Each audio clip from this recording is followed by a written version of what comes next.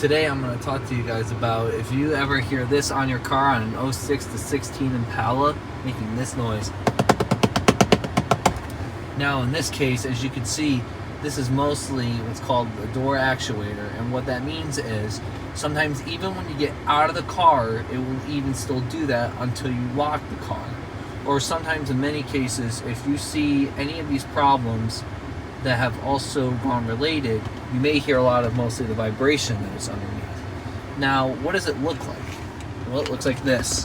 As you can see when I took this off and replace it, this is what it looks like because the teeth, I don't know if you can see it, but it's really blurry though, but the teeth get really all messed up now, and that's why the gears won't move.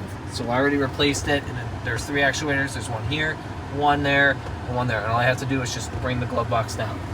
And hopefully that should really solve your problem with this weird noise. Thank you guys so much for watching.